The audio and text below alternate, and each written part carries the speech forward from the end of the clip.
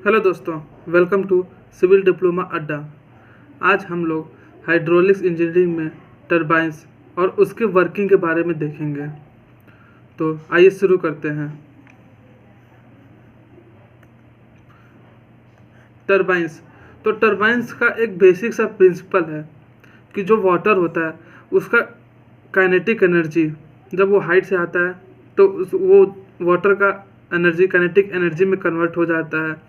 और वो जब वाटर किसी बकेट या पंखी वगैरह से टकराता है तो वो एक मोटर से को घूमने में मदद करता है, जो कि रोटेशनल काइनेटिक एनर्जी में कन्वर्ट हो जाता है। और जो मोटर होता है वो एक जनरेटर से कनेक्टेड होता है, तो जिसकी मदद से रोटेशनल काइनेटिक एनर्जी आपका इलेक्ट्रिकल एनर्जी में कन्वर्ट हो जाता है। ठीक है। तो कोई मान लीजिए ये आपका एक डैम है, तो जो वाटर जब यहाँ से इस पाइप के थ्रू आता है, ठीक है, तो ये काइनेटिक एनर्जी में आएगा क्योंकि वाटर काफ़ी हाइट पे है, तो ये काइनेटिक एनर्जी में कन्वर्ट हो जाएगा। और यहाँ पे एक पंखी टाइप बकेट लगा रहता है या फिर पंखी लगा रहता है, और ये पंखी डायरेक्टली इलेक्ट्रिकल जनरेटर से कनेक्टेड होता है। तो जब वाटर यहाँ से अलाउ किया जाता है तो यहाँ से वाटर गिरता है, काइनेटिक एनर्जी में रहता है। फिर इससे जब बकेट से टकराएगा तो ये बकेट घूमने लगेगा इस डायरेक्शन में। ठीक है। तो जब बकेट घूमेगा तो ये रोटेशनल काइनेटिक एनर्जी हो जाएगा। तो फिर ये जो रोटेशनल काइनेटिक एनर्जी है इसकी मदद से ये मोटर घूमने लगेगा। और यहाँ ये जो इलेक्ट्रिकल जनरेटर यहाँ से कनेक्टेड है तो ये इलेक्ट्रिसिटी प्रोड्यूस करने लगेगा। बस ये एक बेसिक सा प्रिंसिपल है टरबाइन का। ठीक है। तो नेक्स्ट है क्लासिफिकेशन ऑफ टरबाइंस। तो टरबाइंस को हम किस किस बेसिस पे किस किस वर्किंग के हिसाब से हम लोग जो है क्लासिफाई करते हैं। तो पहला है on the basis of energy and head of water available at inlet, यानी कि किस हाइट पे जो डैम है वो है, कितने क्वांटिटी में वाटर है। अगर जो वाटर है ज़्यादा हाइट पे है और स्मॉल क्वांटिटी पे है तो आपके लिए इम्पल्स टरबाइन फेवरेबल रहता है। पर अगर वाटर ज़्यादा है और कम हाइट पे है तो रिएक्शन टरबाइन आपके लिए फेवरेबल रहेगा उस कंडीशन में। ठीक है। फिर सेकेंड है on the basis of direction of flow through water, यानी कि जो वाटर होता है किस डायरेक्शन से आता है। ये जो मोटर है उसके टेंजेंशियल आता है कि उसके एक्सियल में आता है, यानी कि ऊपर से गिरता है। तो जिस डायरेक्शन में गिरता है तो उस हिसाब से हम लोग टरबाइन को डिवाइड करते हैं। तो पहला है टेंजेंशियल फ्लो टरबाइन, यानी टेंजेंटली गिरेगा। और रेडियल फ्लो टरबाइन, यानी कि रेडियल डायरेक्शन में गिरेगा। Axial flow turbine and mixed flow turbine. ठीक है। नेक्स्ट क्लासिफिकेशन देखते हैं। तो नेक्स्ट क्लासिफिकेशन है on the basis of available head of water, यानी कि जो वाटर है कितने हाइट पे है अवेलेबल है, तो उस हिसाब से low head turbine, medium head turbine, high head turbine. तो जो लो हेड टरबाइन है वो बेसिकली 50 मीटर हेड से लेस देन जो होगा वो लो हेड टरबाइन में कंसीडर होगा। इसमें आपका जो कैप्लन टरबाइन है वो इसका एग्जांपल है। ठीक है। तो मीडियम हेड टरबाइन उसे कहेंगे जिसका रेंज 50 मीटर से 300 मीटर के रेंज के बीच में रहेगा। और इस केस में लार्ज क्वांटिटी ऑफ वाटर भी रिक्वायर रहता है। और इसका एग्जांपल हो गया आपका फ्रांसिस टरबाइन। नेक्स्ट है हाई हेड टरबाइन। तो जो आपका हाई हेड टरबाइन है वो 1000 मीटर के अप्रॉक्स इसका हेड होता है। ठीक है। और इसका एग्जांपल हो गया आपका पेल्टन टरबाइन। नेक्स्ट क्लासिफिकेशन है on the basis of specific speed, यानी कि ऐसा टरबाइन जो कि 1 ब्रेक हॉर्स पावर,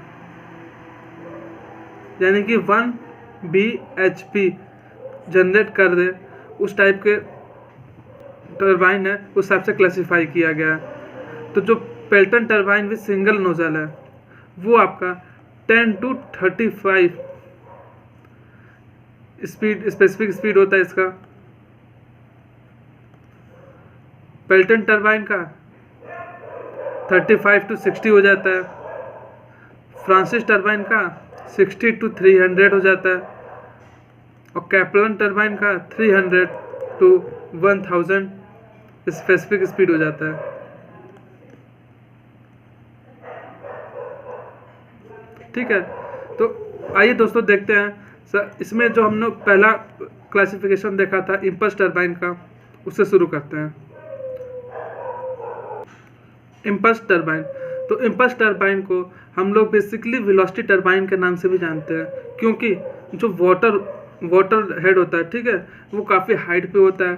और जब वाटर इस यहाँ से नीचे जाता है तो हाइट की वजह से जो काफ़ी वाटर का वेलोसिटी ज़्यादा हो जाता है, क्योंकि हमें ज़्यादा काइनेटिक एनर्जी चाहिए होता है। तो जब वाटर नीचे जाता है तो यहाँ पे नोज़ल लगा रहता है जो कि कन्वर्जेंट नोज़ल होता है। तो जब वाटर यहाँ से निकलेगा तो यहाँ पे वाटर कन्वर्स होके इस बकेट से टकराएगा, क्योंकि हाई प्रेशर देगा, हाई काइनेटिक देगा। तो जो ये बकेट है, यहाँ ये बकेट रहेगा छोटे छोटे साइज़ का पेरीफेरी में, तो ये रनर जो है घूमने लगेगा और ये वाटर बिल्कुल हाई काइनेटिक एनर्जी से इससे स्ट्राइक करेगा और बिल्कुल जीरो इस वेलोसिटी के साथ ये नीचे वाटर जो है गिर जाता है टकराने के बाद। और ये टकराने के बाद जो वाटर बचा रहता है वो आपका बाहर निकल जाता है। इसे आप टेल रेस भी कहते हैं। ठीक है, तो जब ये वाटर टकराएगा, तो वाटर जेट इससे टकराएगा तो रनर जो है रोटेट करेगा और आपका इलेक्ट्रिसिटी जनरेट होगा। ठीक है, इसका ये खासियत है कि जो केसिंग है वो काफ़ी मजबूत बनाया जाता है, क्योंकि जो वाटर जेट होता है काफ़ी प्रेशर से आता है। अगर यहाँ केसिंग नहीं रहेगा तो काफ़ी डैमेज कर सकता है बाहरी स्ट्रक्चर को, इसलिए केसिंग बहुत ही हार्ड जो है स्ट्रक्चर का बना रहता है। ठीक है, तो इसमें एग्जांपल हो गया आपका Pelton turbine, turbo impulse turbine, Gerald turbine. ठीक है, तो डिफरेंट टाइप्स ऑफ एग्जांपल हैं इम्पल्स टरबाइन के। नेक्स्ट टाइप का टरबाइन है हमारा रिएक्शन टरबाइन। तो रिएक्शन टरबाइन, इसको हम लोग प्रेशर टरबाइन के नाम से भी जानते हैं, क्योंकि जो वाटर होता है कम हाइट पे होता है, पर जो वाटर होता है काफ़ी लार्ज क्वांटिटी में अवेलेबल होता है, जो है लार्ज क्वांटिटी में अवेलेबल होता है, जिसकी वजह से अच्छा खासा प्रेशर मिलता है। तो जो वाटर जो पेन स्टोक से जब यहाँ पे आता है नोज़ल के पास, तो यहाँ सिंपली जो है ये वाटर यहाँ पे बकेट से टकराएगा। यहाँ पे किसी तरह का नोज़ल नहीं लगा रहता है। ठीक है, ये जो पूरा वाटर होता है इसे टकराता है, और इसमें जो पूरा टोटल वाटर एनर्जी है ये काइनेटिक एनर्जी में कन्वर्ट नहीं हो पाता है। कुछ वाटर जो है एक्स्ट्रा वो नीचे चला जाता है, और कुछ जो वाटर जेट होता है इससे टकराता है, तो ये जो है रनर घूमेगा और इलेक्ट्रिसिटी जनरेट होगा। जो इसका बेसिक सा डिफरेंस है इम्पल्स टरबाइन और रिएक्शन टरबाइन में। तो रिएक्शन टरबाइन में जो होता है ये कम हेड पे होता है पर large quantity of water available होता है इस केस में। और इसमें जो है जो टोटल वाटर प्रेशर एनर्जी है टोटल काइनेटिक में कन्वर्ट नहीं हो पाता, कुछ अमाउंट ऑफ वाटर एक्स्ट्रा बाहर निकल जाता है टेल वाटर के थ्रू। ठीक है, नेक्स्ट हेडिंग है पेल्टन टरबाइन। तो पेल्टन टरबाइन में जो इसका बेसिक सा फंडा इसमें सेम वही रहेगा। तो जो वाटर हेड्स प्रेशर एनर्जी के थ्रू आएगा और नोजल के थ्रू निकल के इस बकेट में स्ट्राइक करेगा। तो जो पेल्टन टरबाइन का जो बकेट होता है वो कुछ इस शेप में होता है, डबल कप में। ठीक है, कुछ इस शेप रहता है। तो जब वाटर जेट इससे टकराता है तो इसके मिड पोर्शन पे टकराता है, और मिड पोर्शन टकराने की वजह से वाटर 2 पार्ट्स में स्प्लिट हो जाता है। तो जो एंगल होता है वाटर का स्ट्राइक करने का वो होता है 165 डिग्री पे ये स्ट्राइक करता है, क्योंकि जो वाटर जेट है 2 पार्ट में डिवाइड हो जाता है, तो एक इम्पल्स जनरेट होता है। इस इम्पल्स के जनरेट होने की वजह से जो बकेट है वो घूमने लगता है और रनर आपका रोटेट करता है, और इसकी वजह से जो प्रेशर एनर्जी है वो आपका काइनेटिक एनर्जी में कन्वर्ट हो जाता है। तो पेल्टन टरबाइन का सिंपल से यही फंडा है कि ये जो बकेट है वो आपका इस शेप में रहता है और ये कास्ट आयरन या फिर ब्रॉन्ज का बना रहता है या स्टेनलेस स्टील का भी, depending upon the head of water available. ठीक है, और इसका जो केसिंग है वो डबल लेयर का बना होता है क्योंकि इसके ऊपर जो एक्सियल थ्रस्ट लगता है उससे प्रोटेक्ट करने के लिए डबल केसिंग लगाया जाता है। ठीक है, नेक्स्ट टाइप का टरबाइन हम लोग देखते हैं। तो नेक्स्ट टाइप का टरबाइन हमारा फ्रांसिस टरबाइन। तो जो आपका फ्रांसिस टरबाइन होता है ये एक तरह का रिएक्शन टरबाइन होता है। इसमें जो वाटर होता है कम हाइट पे होता है, तो जो टोटल वाटर प्रेशर एनर्जी जो आता है वो टोटल काइनेटिक एनर्जी में कन्वर्ट नहीं हो पाता है। ठीक है, तो जो वाटर होता है वो पेन स्टॉक के थ्रू आता है और यहाँ एंटर करता है, और ये जो शाफ्ट होता है वो टोटली वाटर में इमर्स्ड होता है। और तो जो वाटर जब स्ट्राइक करता है पेन स्टॉक के थ्रू टरबाइन के बकेट पे, तो ये एक्सियली आता है, ये रेडियली आता है, पर जब टकराता है तो ये एक्सियली वाटर जो है बिल्कुल स्ट्रेट एक्सियली यानी कि मोटर के पैरेलल ही नीचे गिर जाता है। ठीक है, तो फ्रांसिस टरबाइन में बेसिक सा यही फंडा है। और ये जो टरबाइन के जो पार्ट्स होते हैं वो बेसिकली स्टील के बने होते हैं, और इसका जो बाहर का शाफ्ट होता है वो कंक्रीट या फिर आयरन का बना होता है। ये स्पाइरल केसिंग का बना होता है क्योंकि हमें इसका जो वेलोसिटी है वो बराबर रखना होता है, इसलिए इसको जो केसिंग वो स्पाइरल के फॉर्म में रखा जाता है। ठीक है, नेक्स्ट टाइप का हमारा टरबाइन है कैपलन टरबाइन। तो कैपलन टरबाइन आपका बेसिकली प्रोपेलर टरबाइन में इसको कहते हैं क्योंकि इसमें प्रोपेलर्स लगे रहते हैं जो कि 3 to 8 नंबर्स में होते हैं, और सेम जो वाटर है आपका रेडियली आएगा और एक्सियली जो है वाटर एग्जिट कर जाएगा। तो कैपलन टरबाइन में सिर्फ एक डिफरेंस है कि जो ये बकेट की जगह आपका प्रोपेलर लगा रहता है। ठीक है, और नेक्स्ट अब हमारा टॉपिक है हाइड्रोलिक रैम। जो बेसिक सा फंडा है हाइड्रोलिक रैम का, ये हाइड्रोलिक हैमर के ऊपर डिपेंड करता है। ये एक नॉन मैकेनिकल यानी कि इसमें without use of mechanical energy हम लोग वाटर है जो है हाई लेवल पे ट्रांसपोर्ट कर सकते हैं। तो इसमें जो बेसिक सा फंडा होता है, यहाँ पे एक इनलेट वाल्व होता है, तो जब वाटर यहाँ से एंटर करता है तो इस वेस्ट चैम्बर में वाटर फिल होने लगता है। तो ये जो वेस्ट वाल्व होता है वो कुछ नीचे हाइट पे होता है, तो जब पानी भरता है तो जब टोटल यहाँ भर जाता है तो वेस्ट वाल्व अचानक क्लोज हो जाएगा क्योंकि जो अब थ्रस्ट लगेगा वाटर का तो अचानक क्लोज हो जाएगा। तो यहाँ पे जो डिलीवरी वाल्व है वो खुल जाएगा। तो डिलीवरी वाल्व में कुछ एयर पहले से भरा रहता है, एयर वेसल होता है, ये कुछ एयर भरा रहता है।